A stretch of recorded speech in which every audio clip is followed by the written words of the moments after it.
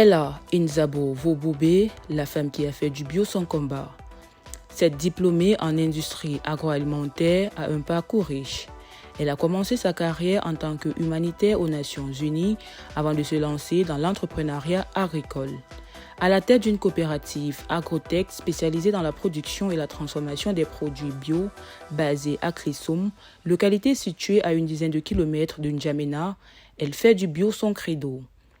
Avec 24 membres, la coopérative cultive l'oignon, le gombo, la tomate, l'ail, l'hibiscus et les transforme en différents produits raffinés, notamment des conserves pour cuisine et des boissons comme le vin et le jus qui sont vendus dans les supermarchés de N'Djamena.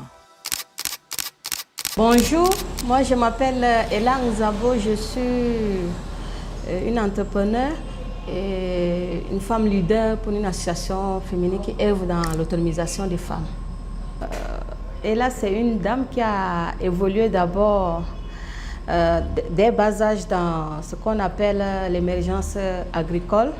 J'ai commencé mon école primaire et mes études primaires au niveau de Moundou. Et après mon obtention de bac D, je suis allée en Afrique de l'Ouest faire mes études supérieures, précisément au Bénin, en génie agroalimentaire.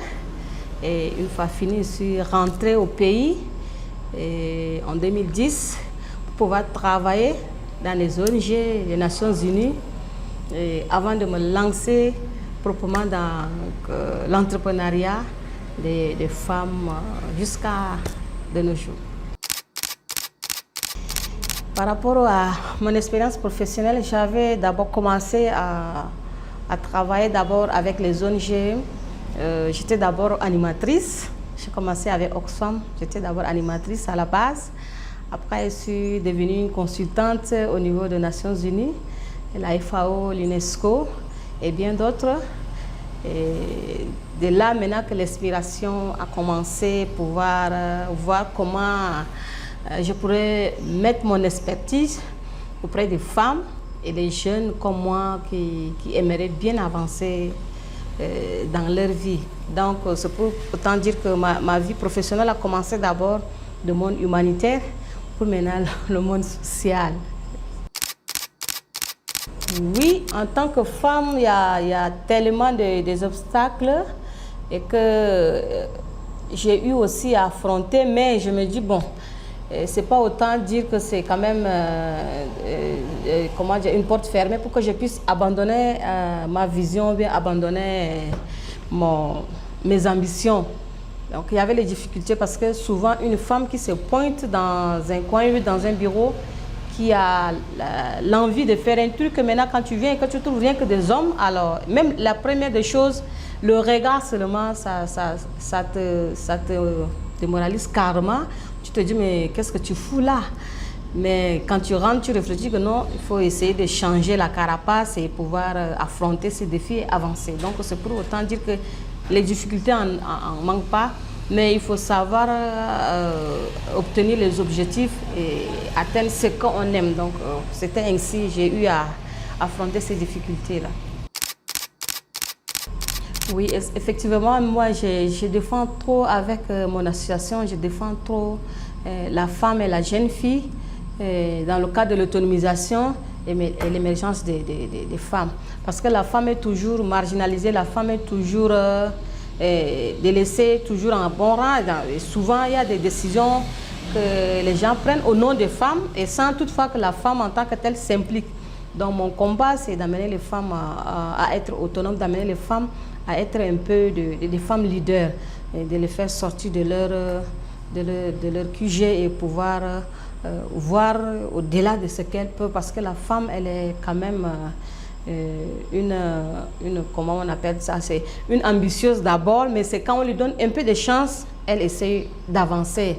Donc c'était ça ma lutte pour amener les femmes à faire l'autonomisation, l'émergence, et toujours dans l'agriculture, toujours dans l'agriculture comme dans d'autres activités génératrices de revenus.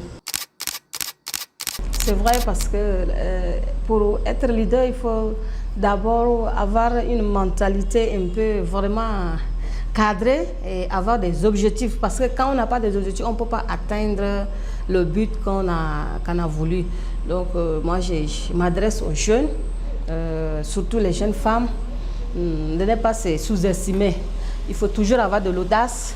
Et quand on a de l'audace et qu'on a déjà la motivation, je pense que toutes les portes vont s'ouvrir et on va pouvoir atteindre les objectifs qu'on a déjà calés dans la tête. Oui, bien sûr, parce que moi, l'inspiration, comme je disais, c'est toujours quand j'étais inspirée trop par les femmes de l'Afrique de l'Ouest. Comme j'ai fini mes études de l'autre côté là-bas, donc c'est les femmes de l'Afrique de l'Ouest qui m'ont beaucoup inspirée, et en particulier les femmes béninoises. Parce que c'est des femmes qui ont vraiment, ils m'ont quand même marqué, elles m'ont marqué carrément. Et j'ai dit, mais pourquoi ne pas aussi être aussi leur modèle? Donc c'est ainsi, moi, j'ai eu à m'inspirer d'abord d'elles, et aussi par des paroles positives, par des actions positives, et aussi Michelle Obama aussi. Je m'inspire trop aussi de ses conseils et de ses actions, donc ce qui me donne plus de la valeur pour pouvoir avancer dans ma lutte.